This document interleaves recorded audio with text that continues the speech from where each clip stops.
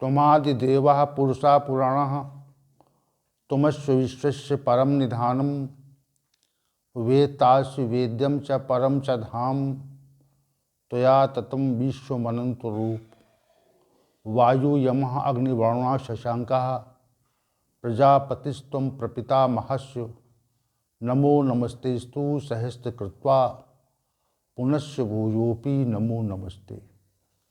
वसुदेवसुतं देवं कंसचाणूरमर्दनं देवकी परमानंदम श्रीकृष्णं वंदे जगद्गुरुं श्रीकृष्णं वंदे जगद्गुरुं।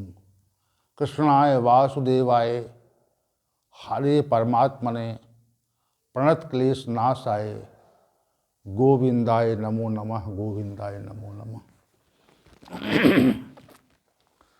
हम सब आज पुनः गीता ज्ञान के इस विशेष सत्र में उपस्थित हो चुके हैं और भगवान श्री गोविंद की ब्रह्मवाणी पर चर्चा के लिए आज पुनः प्रस्तुत हैं। हम सभी ने कल के विगत सत्र में अध्याय 14 के श्लोक संख्या 11 पर चर्चा को विराम दिया था और यह श्लोक संख्या 11 की जो चर्चा है वह कल के सत्र में भी अपूर्ण रही थी। इसलिए आज पुनः इसी श्लोक संख्या 11 पर हम आज की चर्चा को भी गति देंगे और भगवान श्री गोविंद से ये प्रार्थना करेंगे कि वह हमें ऐसी शक्ति प्रदान करें कि हम भगवद गीता ज्ञान के इस विशिष्ट श्लोक की व्याख्या करने में अपने को समर्थ पा सकूं। वस्तुतः ये सब विचार जो मेरे द्वारा प्रकट होते हैं वह विचार वास्तविक रूप से भगवान गोविंद के ही हैं। मेरे पास इतनी सामर्थ्य नहीं है कि मैं भगवान श्री गोविंद के विचारों के कहे गए मंत्रों की व्याख्या कर सकूं। इसलिए हम सभी भगवान श्री गोविंद की शरण में जा कर के और उनसे प्रार्थना करते हैं कि हमें वो ऐसी शक्ति प्रदान करें कि हम उसकी व्याख्या कर सकें और आप लोगों को ऐसी शक्ति प्रदान करें कि आप उसको श्रवण कर सकें। तो भगवान श्री गोविंद का आवाहन है और इसी के साथ भगवान श्री गोविंद की ओर से आपको आशीर्वचन और मेरी ओर से कोटि प्रणाम। श्री भगवान ने कहा, सर्वद्वारेषु देहे अस्मिन् प्रकाश उपजायते ज्ञानम यदा तदा विद्यात् विवृद्धम सत्वम इति उत। जिस काल में इस मानव शरीर में के सभी द्वारों में प्रकाश और विवेक शक्ति यानी ज्ञान प्रकट हो जाता है, उस काल में ऐसा समझना चाहिए सत्वगुण बढ़ा हुआ है। तो सर्वद्वारेषु में हम सभी ने ज्ञानेंद्रियों के विषय में चर्चा का श्रवण किया था कि कैसे प्रकाश उत्पन्न होता है वहाँ पर। अब आज की जो चर्चा है वह हम मन, बुद्धि और अहंकार चित्त पर केंद्रित करेंगे, क्योंकि इन सूक्ष्म तत्वों के द्वारा ही हमारे शरीर की जितनी भी क्रिया पद्धति है, कार्य प्रणाली है, वह संचालित होती है, चलती है। इसलिए हम मन, बुद्धि, अहंकार, चित्त पर भी ये कहेंगे, ये विचार करेंगे उसमें प्रकाश और चेतनता कैसे आती है। तो कल मन के संबंध में कुछ बात चली थी और जो अपूर्ण रह गई थी। हम सभी जानते हैं कि हमारा जो मन है वह नित्य प्रति चंचल है, प्रमथनशील स्वभाव का है, दृढ़ है और बलवान है। तो ये मन के जो 4 विशेष गुण हैं, एक तो चंचलता का गुण, दूसरा प्रमथनशीलता का गुण, और तीसरा दृढ़ता का गुण, और चौथा बलवान होने का गुण। इन गुणों के चलते पहले हम समझे चंचलता क्या है। मन की चंचलता को इस प्रकार समझें कि मन कभी भी एक स्थान पर नहीं रहता, एक विषय पर विचार नहीं करता। मन निरंतर अनेक विषयों पर विचार किया करता है और इतनी तेजी से, इतनी तीव्रता से विचार करता है कि हमको ये लगता है कि एक ही काल में अनेक विषय हमारे द्वारा विचारित किए जा रहे हैं, परंतु ऐसा होता नहीं, ऐसा होता नहीं है।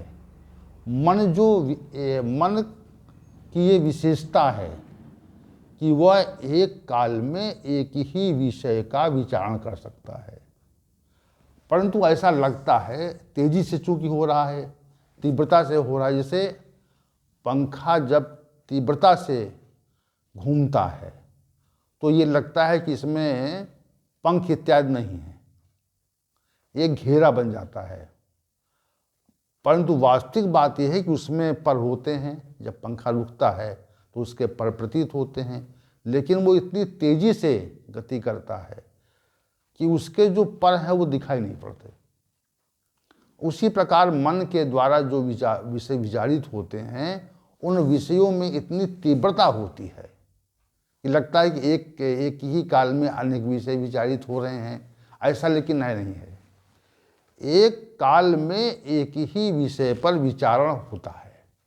इस तथ्य को हमें समझना चाहिए, परंतु ये तीव्रता इतनी ज़्यादा होती है कि विषय बराबर हमारे मन के विचारण शक्ति में आया करते हैं, विचारण परिधि में आया करते हैं, और विचारण परिधि में आने के कारण नित्य प्रति हमारे मन में अनेक प्रकार के विचार उदय हुआ करते हैं, चला करते हैं। तो ये जो चंचलता है, मतलब कि तेजी से चलते हैं।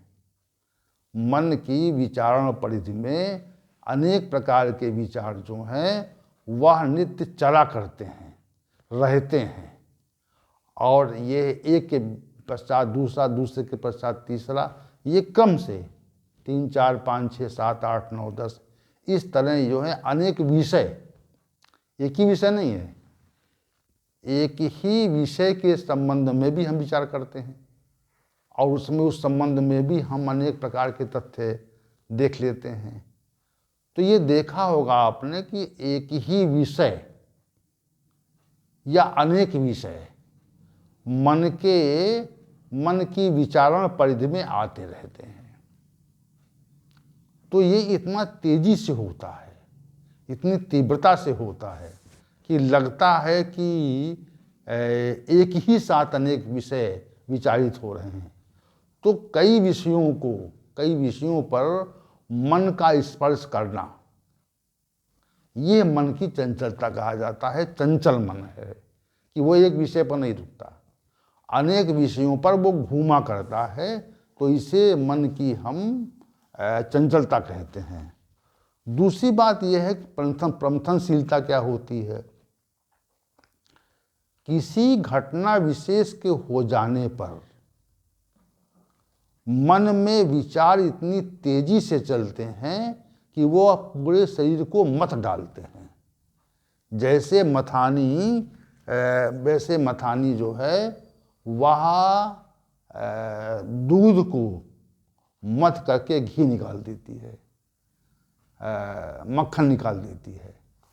तो हमारा कहने का अभिप्राय यह है कि इतनी तेजी से मंथन होता है, किसी घटना विशेष पर इतनी तेजी से मंथन होता है कि लगता है ये घटना जो है हमारे शरीर को पूरा मत डालेगी। इसी को मनीषियों ने कहा कि मन प्रमथनशील स्वभाव का है। चौथा कहा कि दृढ़ है, दृढ़ता पूर्वक रहता है। जहाँ पर टिक जाता, कभी कभी जहाँ पर मन टिक जाता है वहाँ पर टिका रहता है, वहाँ से हटता नहीं है। इसको मन की दृढ़ता कहते हैं कि दृढ़ता से टिका हुआ है ये। तो हम उसको हटाना चाहते हैं, जैसे कोई भारी वस्तु हो, भारी पत्थर हो, तो हम उसको हटाना चाहते हैं तो वो हटता नहीं है। ऐसे जिस सांसारिक विषय के प्रति आकर्षण होता है तो वहाँ पर मन दृढ़तापूर्वक बैठ जाता है। जैसे कोई भारी विशाल पत्थर बैठा हो और वहाँ से जल्दी मन हिलता नहीं है, इसको दृढ़ मन कहते हैं। दृढ़ मन में दृढ़ता है। चौथा जो है बलवान है, वो बलवत दृढ़म, बलवान है। तो श्री भगवान ने यही कहा कि बलवान है और दृढ़ है। तो बलवान का अभिप्राय ये होता है कि इतना शक्तिशाली है कि हम उसको जीत नहीं पाते। जीवन पर्यंत मनुष्य प्रयास करने के पश्चात भी उस बलवान मन को जीत नहीं पाता, वो उससे हारा रहता है। ये देखिए, हमारे अधीन तत्व है वो मन, हमारे अधीन तत्व है, लेकिन वो इतना बलवान है, उसको हम जीत नहीं पाते। ये विशेष बात है। तो ये 4 गुण हैं। तो संसार में निरंतर मन जाया करता है। संसार से हटे, संसार से हटे और वो परमात्मा में जाने लगे, श्री भगवान के चरणों की ओर जाने लगे, श्री भगवान की छवि का दर्शन करने लगे, उसी के संबंध में विचार करने लगे, श्री भगवान के संदर्भ में विचार करने लगे। तो समझना चाहिए कि मन रूपी एक द्वार में प्रकाश और ज्ञान प्रकट हो गया है, प्रकाश प्रकट हो गया है, ज्ञान प्रकट हो गया है। ये समझना चाहिए हमको। और जब तक वो हो विषयी मन विषय भोगों में रमता है, तब तक वहाँ पर अज्ञान भी है और अप्रकाश भी है, अंधकार है और अज्ञान भी है। ऐसा मनुष्यों ने कहा कि वहाँ पे अज्ञान है, अंधकार है। और जब वह भगवान श्री गोविंद के चरणों का आश्रय लेता है और उनके विषय में विचार किया करता है, तो ये समझना चाहिए सत्वगुण बढ़ा हुआ है। सत्वगुण सत्वम सत्तत तदा विद्यात वृद्धम विवृद्धम सत्वम। तब समझना चाहिए कि सत्वगुण बढ़ गया है। जब तक नहीं है, जब तक वह संसार के आश्रय में रमण करता है, घूमा करता है, तब तक ये जानना चाहिए सत्वगुण बढ़ा नहीं है, रज और तम के आश्रय से वह घूम रहा है। तो समस्त द्वारों में प्रकाश नहीं उत्पन्न होता। आगे चलिए बुद्धि का विषय ले लेते हैं। बुद्धि प्रत्येक मनुष्य की विनिश्चयात्मक शक्ति है, जो निर्धारित करती, कर्मों के निर्धारण की सत्ता है। वो हमारे द्वारा जो कर्म होते हैं उनका निर्धारण बुद्धि के द्वारा ही होता है। ये हम सभी जानते हैं, सामान्य व्यक्ति नहीं जानता। सामान्य व्यक्ति ये नहीं जानता कि किसके द्वारा कर्मों का निर्धारण होता है। तो बुद्धि के द्वारा कर्मों का निर्धारण होता है और बुद्धि के द्वारा उन्हीं कर्मों के विषय में विचार या निर्धारण होता है जो मन की विचार परिधि में आ गए हैं। मन की विचार परिधि में आने वाले विषय बुद्धि के द्वारा विनिश्चित किए जाते हैं। तो जब ये विनिश्चय आध्यात्मिक विषयों के बारे में होने लगे कि मैं कौन हूँ, कहाँ से आया हूँ, मेरे आने का उद्देश्य क्या है और ये उद्देश्य हमें कैसे मिलेगा। 4 प्रश्न। मैं कौन हूँ, मैं कहाँ से आया हूँ और मेरे आने का उद्देश्य क्या है और वो उद्देश्य प्राप्त कैसे होगा। तो इस विषय का विचारण, इस विषय का विनिश्चय होने लगे, मन इस संबंध में विचार करने लगे।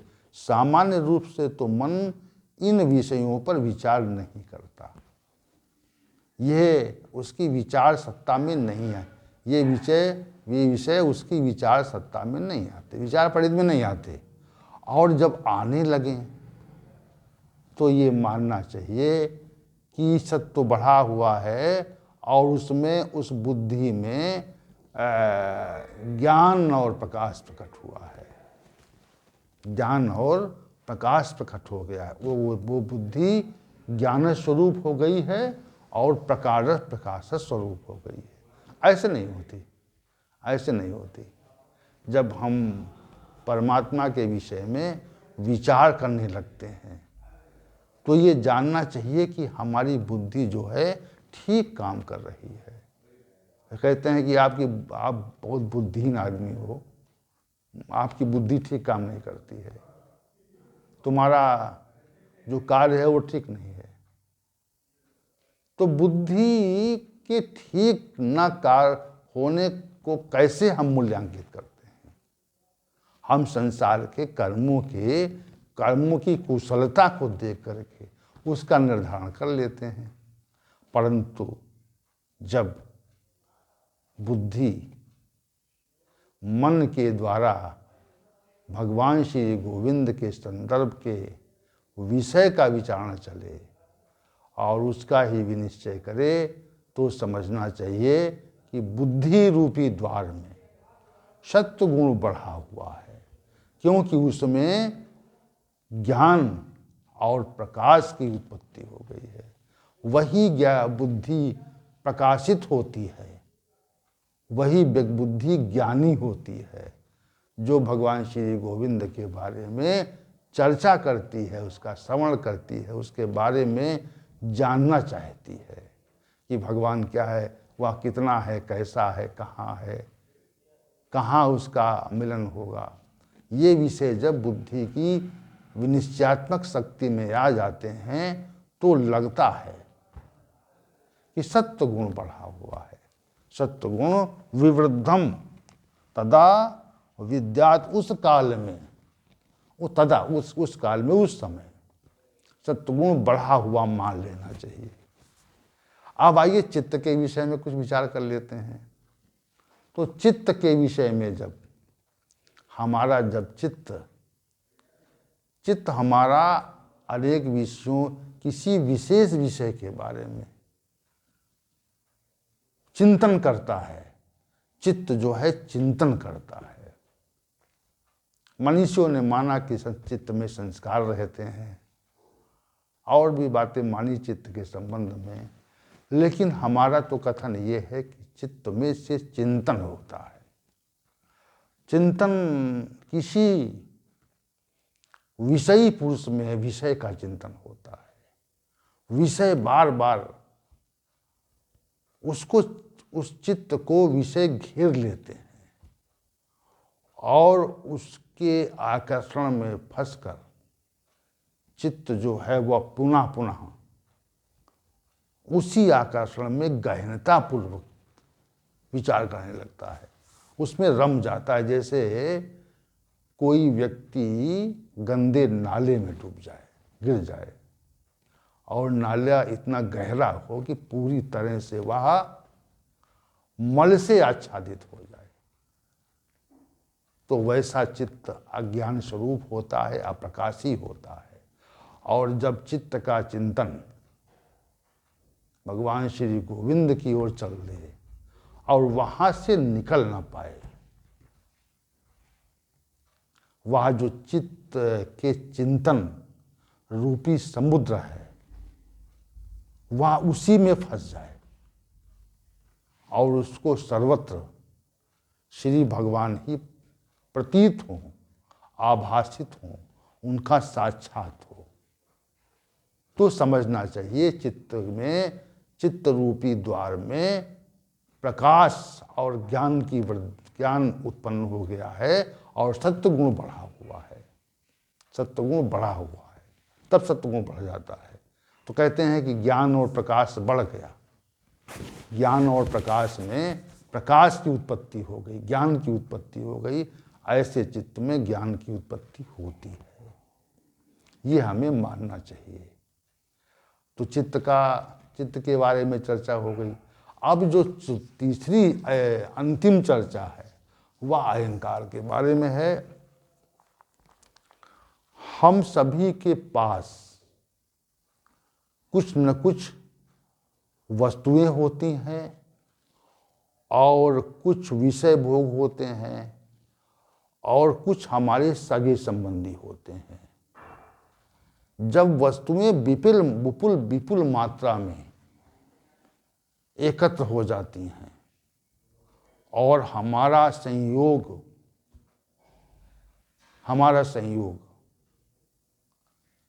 बहुत विशिष्ट लोगों से हो जाता है और हमें सब प्रकार के विषय उपलब्ध हो जाते हैं, तो हम मान लेते हैं कि हमें सब कुछ उपलब्ध है, हम जो चाहें कर सकते हैं।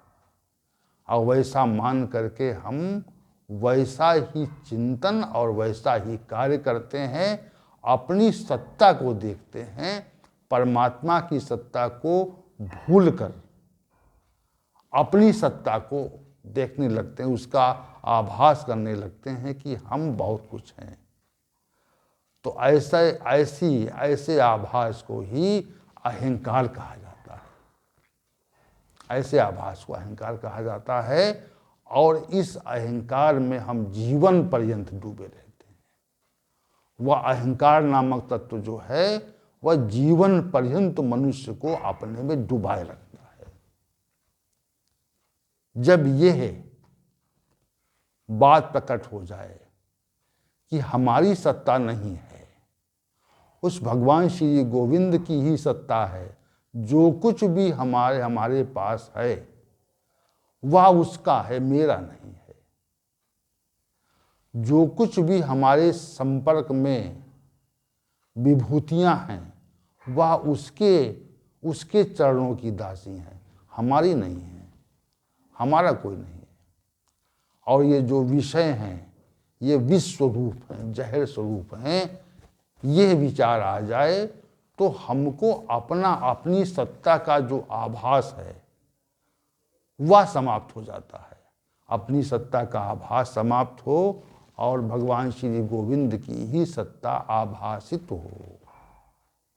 सर्वत्र उसकी सत्ता आभास। जैसे कोई राजा होता है तो राजा के राज्य में उसकी सत्ता आभासित होती है, उसकी सत्ता प्रतीत होती है कि यह यहाँ का राजा अमुक व्यक्ति है, क्योंकि सत्ता उसकी है ना वहाँ पे। अपने साम्राज्य में वह विशिष्ट पुरुष है। कौन है? विशिष्ट पुरुष है, उसकी सत्ता वहाँ पर आभासित हो रही है। तो वैसे ही हम भी परमात्मा की सत्ता का जब आभास करने लगते हैं, परमात्मा की सत्ता को जब हम देखने लगते हैं कि उसी की सत्ता है, हमारी नहीं है, हमारी कोई सत्ता नहीं है, उस एकमात्र परमात्मा की ही सत्ता यहाँ प्रतिष्ठित है, हमारी सत्ता की प्रतिष्ठा नहीं है यहाँ पे। तो ये समझना चाहिए कि अहंकार रूपी द्वार में सत्वगुण बढ़ा हुआ है, विवृद्धम सत्वम विवृद्धम, सत्वगुण बढ़ा हुआ है, ऐसा समझ लेना चाहिए। श्री भगवान ने कहा सर्वद्वारेषु देहे यस्मिन् प्रकाश उपजायते ज्ञानम यदा तदा विद्वाद विवृद्धम सत्वम इति उत। जब शरीर के समस्त द्वारों में, इंद्रियों में और हमारे अंतःकरण में, दोनों में प्रकाश और ज्ञान उत्पन्न हो जाता है जब, तो ये समझना चाहिए सत्वगुण बढ़ा हुआ है, सत्वगुण बढ़ा हुआ है। तो समस्त द्वारों में हमने ज्ञानेंद्रियों के विषय की चर्चा की, लेकिन एक विशेष बात यह है कि शरीर में विशेष प्रकार की स्फूर्ति उत्पन्न हो जाती है, और वह स्फूर्ति जो है वह हमारे समस्त प्रमाद को अपने में विलीन कर लेती है। स्फूर्ति है तो प्रमाद नहीं है, स्फूर्ति है तो प्रमाद नहीं है वहाँ पे। तो ऐसी विशेष स्फूर्ति जो निरंतर बनी रहती है, जहाँ पर अनावश्यक निद्रा का प्रादुर्भाव नहीं होता, जहाँ पर अनावश्यक आलस्य का प्रादुर्भाव नहीं होता, तो ये समझना चाहिए सत्वगुण बढ़ा हुआ है, सत्वगुण बढ़ा हुआ है। सत्वगुण जो है वह हमारा बढ़ा हुआ है, और उसमें जो रजोगुण के भाव हैं, रजोगुण की जो वृत्तियां हैं, तमोगुण की जो वृत्तियां हैं, वह प्रतीत नहीं होती, वह लगभग समित हो जाती, समन उनका हो जाता है। तो ऐसा